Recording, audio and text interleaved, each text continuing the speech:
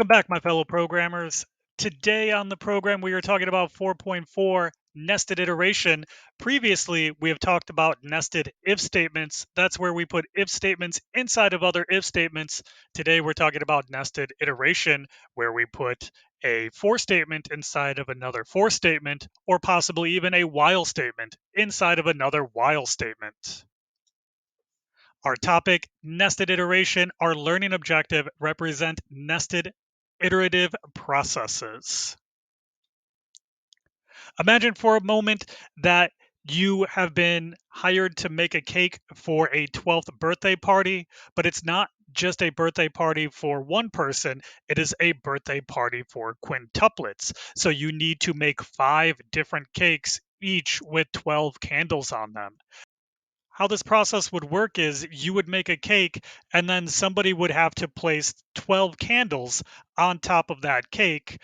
Once you have the 12 candles on that cake, then you would make the next cake and then you would place the 12 candles on that cake. And then you would repeat that process over and over again until you have made all 5 cakes. This algorithm might look something like this. We have a repeat 5 times. Inside that blue 5 repeat 5 times, we're going to make a cake. This make a cake will only happen 5 times. After we make the cake, we are going to repeat 12 times. We're going to place 12 candles on that cake. Now, this repeat in the orange block, this repeat 12 times, is inside the repeat 5 times. So, this repeating 12 times, we're going to repeat this 12 times block. We're going to repeat that 5 times. So, how many candles will be placed? Well, we will make 5 cakes because make cake is in the repeat 5 times block. And then we're going to do 12 candles per cake because that repeat 12 times is also within that repeat 5 times block. And so we will end up placing 60 candles. Here we see a regular for statement. It's going to execute 2 times. It will execute when I is 0, it will execute when I is 1, and then it will stop executing when I becomes 2. It's just going to print happy to the screen. When this code runs on the screen, we will see happy, happy. Adding to that code, we can add another for statement after the original for statement. Now that green for statement will run its 2 times before the orange statement runs at all. So the green statement will run, we will get our happy, happy, and then the orange statement will run, and then we'll get our joy, joy, and we'll have happy, happy, joy, joy. What we want to know is what will happen if we take that orange for loop, that J loop, and we nest it inside the I loop. Then we will have something known as nested iteration. That's a loop inside of another loop. We can see the I loop opens here and it closes down here, and the J loop is completely contained inside of it. This aligns with our essential knowledge. Nested iteration statements are iteration statements that appear in the body of another iteration statement. What will happen when we execute this, we will step inside the I loop and we will print happy.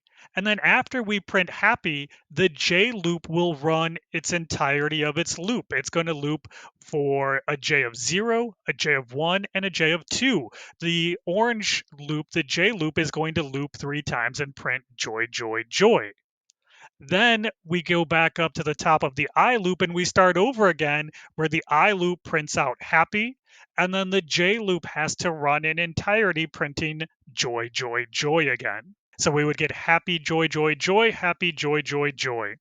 This aligns with our essential knowledge. When a loop is nested inside another loop, the inner loop must complete all its iterations before the outer loop can continue. Here we see 2 loops. We have an outer loop and then we have a nested inner loop. Evaluate this code and determine what will be printed to the console. Starting with the outer loop, it's going to start at 0. We are going to print a 0 to the screen. Then the inner loop needs to run in its entirety. The inner loop's going to start at 3. It's going to loop while it is greater than 0, and it's going to count down, and it's just going to print out that inner value. So the inner loop will loop for 3, 2, and 1. And then the outer loop will then continue. Outer will go up by 2. Outer is now 2. We will print that 2 to the screen. And then the inner loop will run its entirety, printing 3, 2, and 1 again. We go back to the top of the outer loop. Outer gets incremented by 2. Outer is now 4. The inner loop will run in its entirety, printing 3, 2, 1. The outer loop will then increment to a 6. 6 is no longer less than 5. And then we will not get back inside this outer loop, which means we will not run the inner loop. And then that's it. That's what would be printed to the screen. Here's another example using nested while loops instead of nested for loops. Evaluate this program and determine what will be printed to the console. We are initializing j to 1, and we're looping while j is less than 5. Inside there, we're initializing k to 1. So when we step into the while loop, we have another while loop. We have the k loop, and we're looping while k is less than 5, and we're counting up by 1. So the k loop is going to print 1 through 4, and they did that when j was 1. J increments to 2. The k loop runs its entirety again, printing 1 through 4. That was when j was 2. J increments to 3. That k loop runs in its entirety, printing 1 through 4 when j was 3. J increments again to 4. That k loop runs in its entirety, printing 1 through 4 when j was 4. J increments to a 5. 5 is no longer less than 5. We don't get back inside and do that again. So we didn't print out j at all this time. We only printed out k, which is printed out 1 through 4 in each group.